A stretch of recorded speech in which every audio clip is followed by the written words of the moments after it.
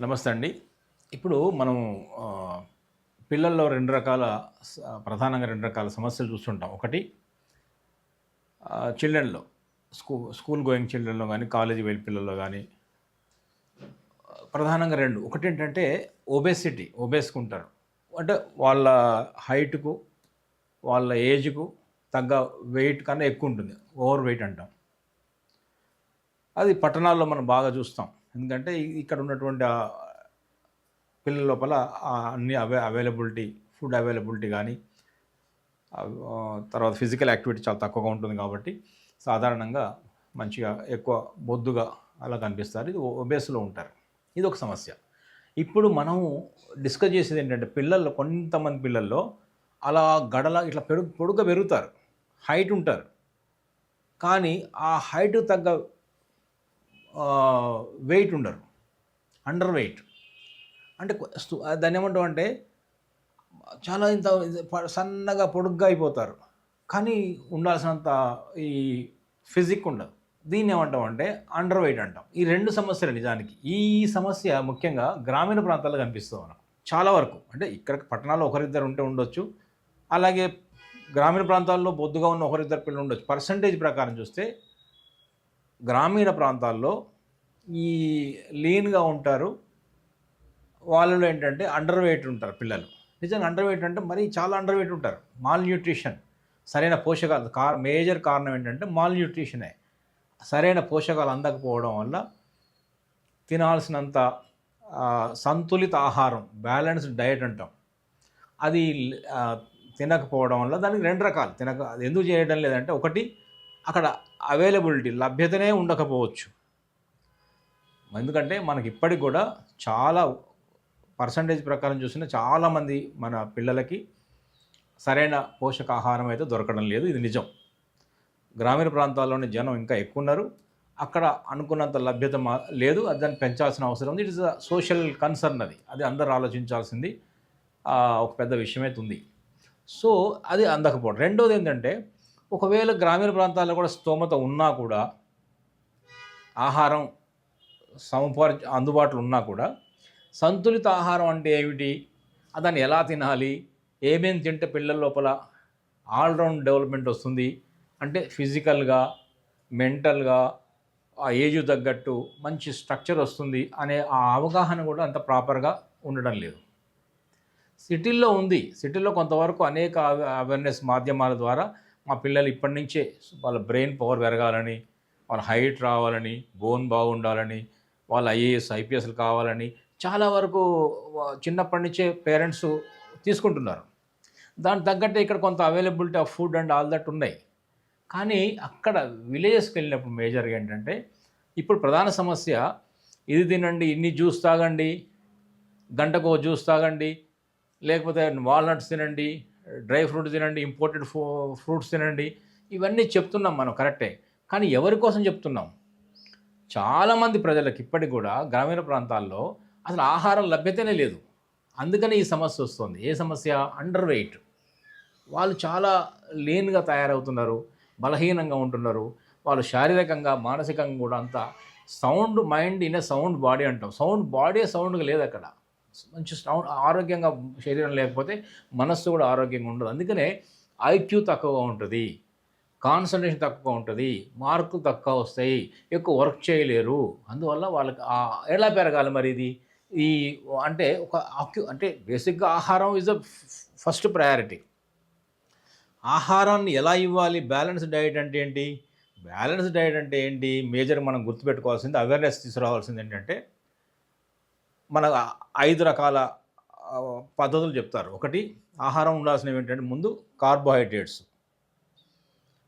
తర్వాత రెండవది ఫ్యాట్స్, మూడవది ప్రోటీన్, నాలుగవది విటమిన్స్, ఐదవది మినరల్స్.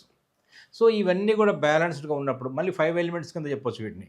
సో ఇవన్నీ కూడా సంతులితంగా బ్యాలెన్స్డ్గా ఉన్నప్పుడు మనం పిల్లలకు కూడా మనం అనుకున్న శరీర తత్వం, దృఢత్వం కానీ, చక్కని ఆరోగ్యంగా, అందంగా, ఆరోగ్యంగా పిల్లలు పెరగలుగుతారు, రాగలుగుతారు.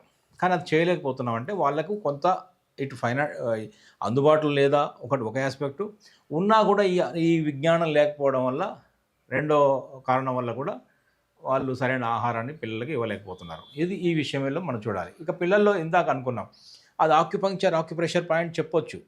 ఒక ప్రెషర్ పాయింట్ శరీరంలో ఉంది, కాళ్ళలో ఉంది. అలా చేస్తూ పోతుంటే వాళ్ళలో ఏంటంటే కొంచెం ఈ ఆకలి, డైజెషను అవన్నీ సంతులన బ్యాలెన్స్ అవుతాయి. అసలు ఆకలే లేదు, పిల్లలు తినడం లేదు, అలా వస్తారు, ఆ గిన్నెలో టేబుల్ మీద చూస్తారు, వాళ్ళు నచ్చిన రుచి నచ్చిన కూర ఉంటే తింటారు, లేకుంటే తినడం లేదు, ఓ రోజు ఎక్కువ తింటారు, ఓ రోజు తక్కువ తింటారు, ఇవన్నీ ఉంటాయి కదా. అలా కాదు, ఆకలి రుచి అరగదంట. రుచి లేకుండానే తినగలగాలి. రుచి చూస్తే అసలు నిజంగా ఆకలైన వాడికి రుచి ఎందుకు? రుచి అనేది కొంతవరకే, కానీ రుచిని బట్టి వండిన వంటలను బట్టి తింటున్నారు, గిన్నె మూత చూసి తింటున్నారు పిల్లలంటే వాళ్ళ లోపల సరిగా ఆకలి ఉండడం లేదని అర్థం చేసుకోవాలి. సో ఇందువల్ల బ్యాలెన్స్డ్ ఆకలి అనేది ఎక్కువ ఉండడం తక్కువ ఉండడం కాదు, అసలు లేకపోయినా ప్రాబ్లమే, ఎక్కువ ఆకలి ఉన్న ప్రాబ్లమే. అందుకని బ్యాలెన్స్ చేసే సిస్టమ్ అనేది ఆక్యుపెంచర్లో ఉంది.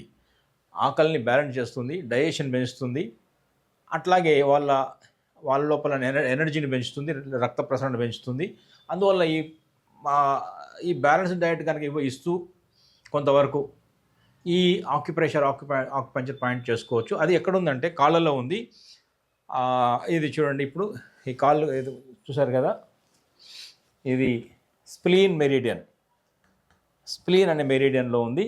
ఇది కాలు లోపల వైపు, ఇది బొటనవేలు, ఇది బొటనవేలు గ్రీన్ పాయింట్ ఒకటి ఉంది, తర్వాత రెడ్ పాయింట్ ఒకటి కనిపిస్తుంది చూసారా.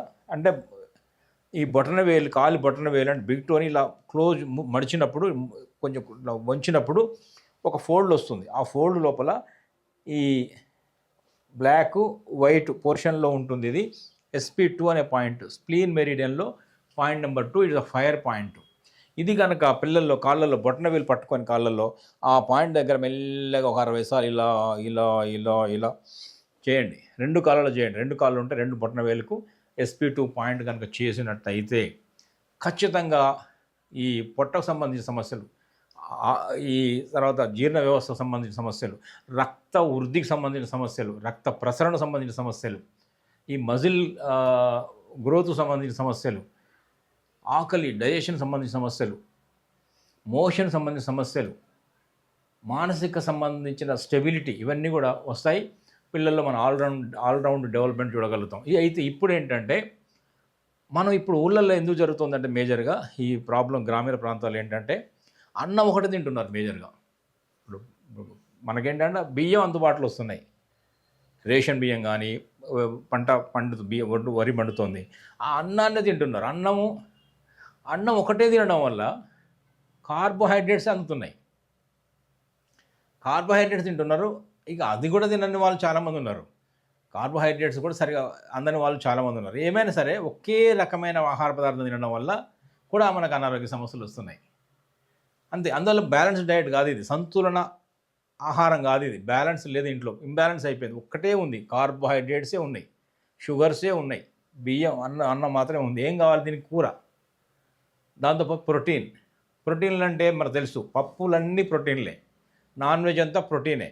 మనకు మేజర్ కావాల్సింది కార్బోహైడ్రేట్స్, ప్రోటీన్. ఇంకా మూడోది ఆయిల్స్, ఫ్యాట్ ఆయిల్స్లో ఉంటుంది. నెయ్యి చాలా అద్భుతమైనటువంటి సోర్సు. నెయ్యి కానీ, మనం వాడే ఆయిల్స్ కానీ, ఇవన్నీ కూడా మనకు ఫ్యాట్స్ కూడా అవసరం ఉంటాయి. ఇవి మనం తినే స్వీట్స్. సో ఇవన్నీ కూడా ఏమవుతాయంటే మనకు కొంతవరకు ఫ్యాట్.